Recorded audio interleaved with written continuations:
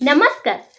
तो नववर्ष आपण समस्त को अनेक अनेक शुभेच्छा एवं शुभकामना। आम ओडियांकर नववर्ष यही पणा संक्रांति रु स्टार्ट हुए।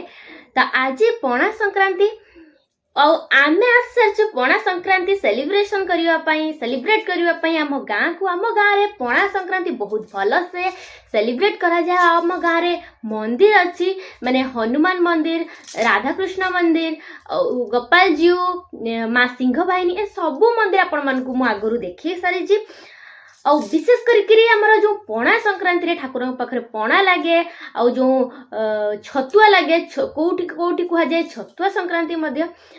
और ताठू सबुठु बड़ कथा जे एई दिन आमर हनुमान मंदिर प्रतिष्ठा होइतिला। तो हनुमान मंदिर जो प्रतिष्ठा होइतिला तार पूजा मध्य हुए।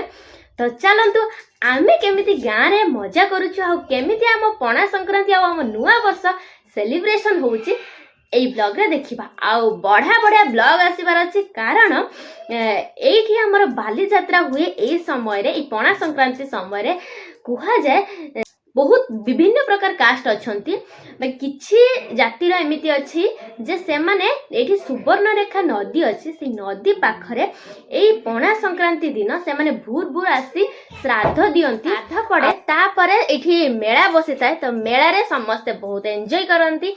तो देखिबा एठी बहुत ब्लॉग आसीबार अछि। तो ब्लॉग हमर केमिति एठी पणा संक्रांति सेलिब्रेशन करा होची, नुआ वर्ष केमिति होची आ हमर एठी बाली यात्रा केमिति होची से सब मु आपण मन को बहुत सारा ब्लॉग रे देखिबा। आ हमर लिची आ तेरे गक्कू भाई आछचंती ए माने बहुत मजा करचंती। हाय कर दिया, हाय हाय हां चला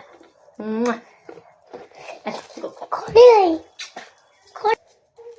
तो देखिवा चलंतु एठिकार केमिति माहौल रहूची आ नुआ वर्ष सबु किछि मु आपण मन को गोटे ब्लॉग रा त देखे होबनी। नुआ वर्ष ब्लॉग गोटे आसीबो हमर जो बाली यात्रा केमिति होची से सब गोटे ब्लॉग आसीबो। तो कंटिन्यू करंतु ब्लॉग देखिबा। ब्लॉग बहुत दिन ठीक से आसीनी बाकी एबे ब्लॉग रा सीरीज बहुत भला से अछि। तो चलंतु सकाळु सकाळु मु फास्ट मंदिर आसी सारछि कारण आज पणा संक्रांति आम ओडियांकर नववर्ष आ विशेष करी आमे एई मंदिर को प्रत्येक दिन आसे। आ आज जेहेतु नुआ वर्ष केमिति बा मंदिर दर्शन न हबो।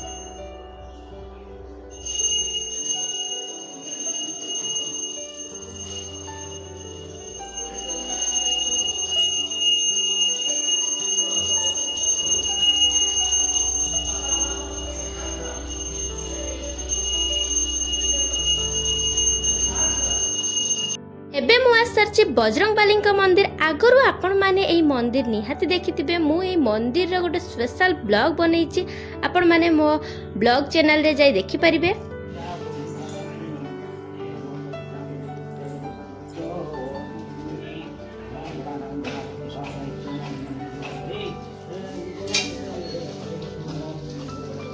सखाळा जहा भी काम थाउ काम माने सखाळा माने आपण आगे गाधेबे, मंदिर दर्शन करिवे, तापर आउ जहा। तो आम गाँ जिते बड़े आम आसु आगे सकाळ गाधो पाधो सारी आगे मंदिर दर्शन करू, तापर आउ आमर जहा भी काम थाए तबे मंदिर परिक्रमा चलछि। एटा मंदिर चतुर्पार्श्व दृश्य।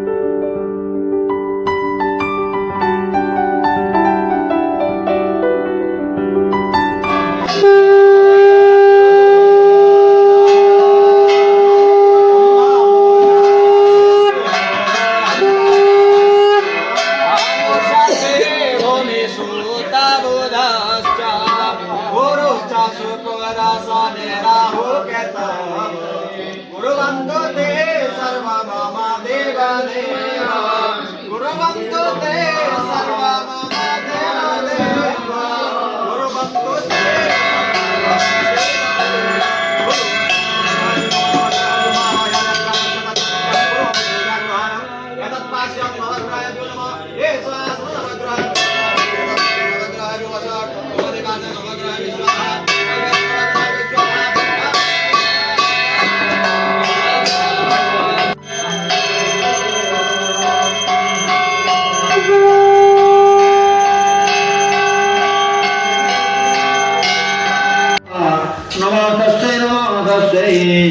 नमो तस्मै नमो नमः या देवी सर्वभूतेषु भ्रान्तिरूपेण संस्थिता नमो तस्मै नमो नमः। ଏବେ ନବରାତ୍ରି ଷ୍ଟାର୍ଟ ହେଇଯାଇଛି ତ ସେଇଥିପାଇଁ ମନ୍ଦିରରେ ଚଣ୍ଡୀ ପାଠ ପଢ଼ା ଚାଲିଛି। ଯେହେତୁ ଆମ ମନ୍ଦିରରେ ମା ସିଂହବାହିନୀ ଅଛନ୍ତି, ମା ସିଂହବାହିନୀ ଦୁର୍ଗାଙ୍କର ମଧ୍ୟ ରୂପ। ଆମ ଗାଁରେ ଦୁର୍ଗା ପୂଜା ଏବଂ ବାସନ୍ତୀ ପୂଜା ବହୁତ ଭଲସେ ହୁଏ ଆଉ ସବୁକିଛି ମାନାଯାଏ। ନବରାତ୍ରିରେ ପୁରା ମାନେ 9 ଦିନ ସାରା ଆମର ଆମିଷ ଘରେ ହୁଏନି। ଏଇ ପୂଜାକୁ ବହୁତ ପୁରୁଣା ମାନେ ବହୁତ ପୂର୍ବରୁ ଏଇ ପୂଜାକୁ ମାନି ଆସା ହେଇଛି। ଆଉ ଏଇଠି ମନ୍ଦିରରେ ରୋଷେଇ ଚାଲିଛି, କାରଣ ଆଜି ଏଇଠି ମନ୍ଦିରରେ ଆମେ ସମସ୍ତେ ଖାଇବୁ। ନନା ଏଇଠି ରାନ୍ଧୁଛନ୍ତି। ତ ଏମିତି ଅଛି ଆମର ନୂଆ ବର୍ଷ ସେଲିବ୍ରେସନ୍।